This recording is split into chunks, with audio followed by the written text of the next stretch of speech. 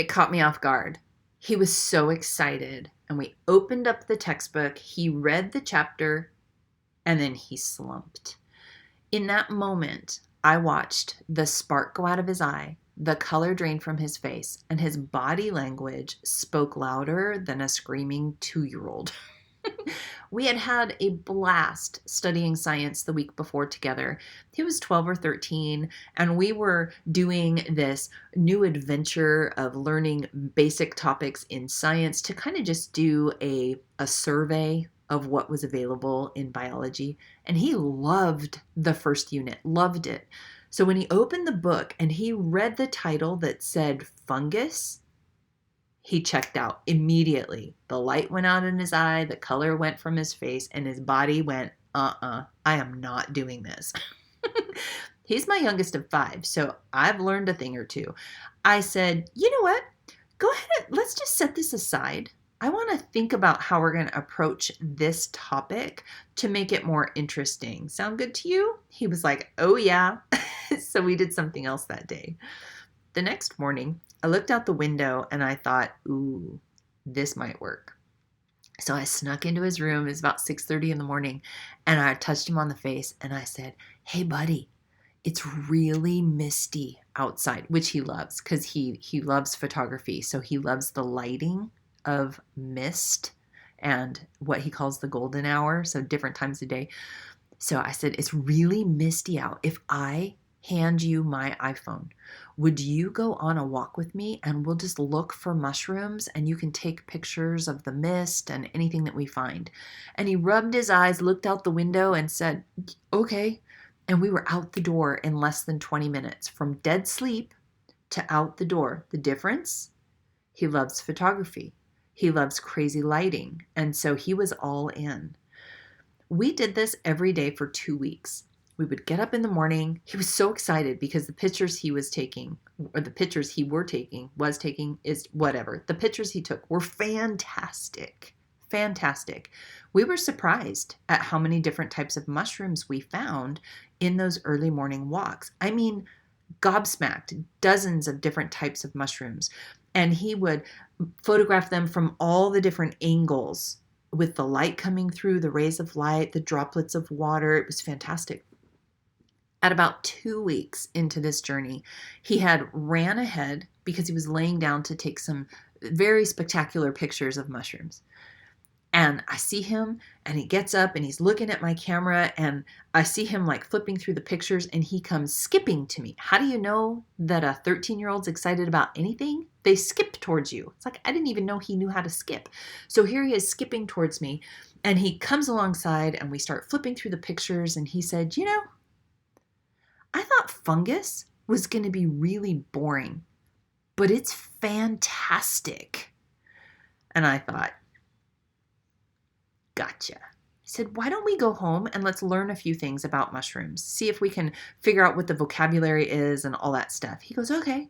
So we went home, we opened the same book that caused the joy to be sucked out of his life. We opened that same textbook and he was all in. Together, we devoured the facts and vocabulary that was in that chapter. And then we started to look for other ways to touch mushrooms. We did some water painting, watercolor together. We have this really fun watercolor step-by-step book, and there was a thing on mushrooms in there. So we did that. We did some science experiments with mushrooms. We collected different specimens. He dissected them. He did mushroom prints where you put the caps on paper and let them rest, and then the spores settle, and you can see the different patterns from the mushrooms. It's really cool. We looked for documentaries on mushrooms. And we did this for a few days where we just dove into all things mushrooms, all things fungus. It was fantastic. Then we looked and we watched some amazing films together on mushrooms. And then we raised it up a notch. You know, I sell things online, so he's always interested in looking for ways to tap into business, which is what he's studying at the university now, business. But I taught him how to create a collection of the photographs that he made, and he packaged them and he sells them online. I said, you know, Think about all those kids that open up a textbook and they see the word fungus and they have that same physical reaction to the chapter that you did. Can you create something that would help them be more engaged with that topic? And he thought about it, and he absolutely did. We sat side by side, and I taught him how to create. I had already taught him how to do this, but taught him how to create learning units, printable learning units, and he created all of that, put all the parts and pieces together, and both of those products we then put online for sale. Some people might say that when you homeschool, your kids don't get the same kind of education that they would in a classroom. And in this case, I would have to absolutely agree. Now, before I say anything else, down below in the descriptions, I have a free masterclass. If your kids are disconnected from the things that they're learning, if you are watching the spark go out in their eyes, the color drain from their face, and them to be slumpy and disinterested, it's not them. It's not you. It's that they're not feeling connected to what they're learning, and you need that masterclass. Okay, it's free. So number one there. I want you to understand that when kids are in that middle school range, if they don't feel connected to what they're learning, it's impossible to teach them in a way that's going to encourage and edify them. You do not want to make the mistake of thinking that education must equal read the textbook, answer the questions, take the quiz and test. Some people would say that homeschoolers don't get the same education. I disagree. What my son got in those 3 weeks of studying fungus, we made it through all of the material in the textbook, but we hung out together every single day. We leaned into what he loved, which was photography and lighting. And then we used that as a hook to pull him into this wonderful world of fungus and how varied and beautiful and fantastic this world is. And he took that excitement and then took in all of the facts and figures that he needed and then translated that into different forms. He translated into artwork, into scientific experiments, into photography, and into learning lessons where he wasn't completing the questions, he was creating the activities with the answer keys for other students to learn. And I would argue that he got a much more rounded education over those 3 weeks than he ever would have gotten had I pushed through and required that he just sit up straight and do that science lesson in the beginning. If you have middle schoolers, I'm going to encourage you to do 2 things. Number 1, take that free masterclass. I really believe it will help you connect with your kids more, which will help them be more excited about learning, but it'll also help keep your family connected, keep you connected, or reconnect you with your student. Number 2, I want you to start paying attention to the body language of your kids as you're giving them different learning experiences. If you see the twinkle go out in their eye, the color drain from their face, or their body slump, pause.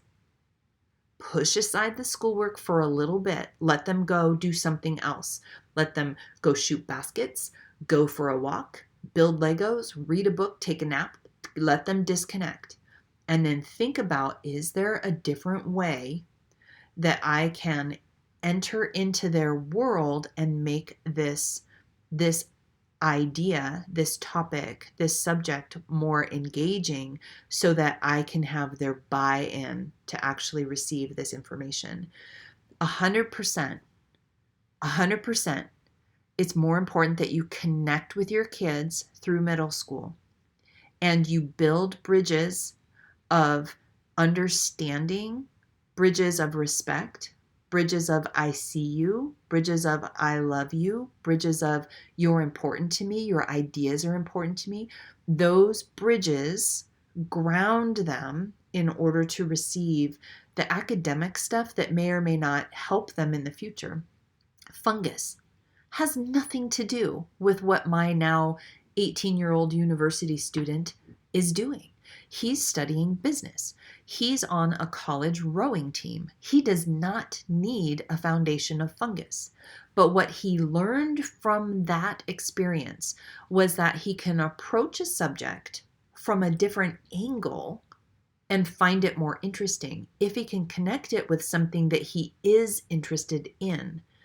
And he can share what he's learning with people in a multifaceted way. It doesn't just need to be paper and pen. He learned that he can embrace his artistic side in order to show people what he's learning, in order to share information with others. And that will serve him in the future far more than a piece of paper that says that he knows what mycelium is. It just doesn't matter. The what you learn is not even close as important as how you learn. Okay, so grab the masterclass, start observing your kids, grab the information down below, and I will see you next time.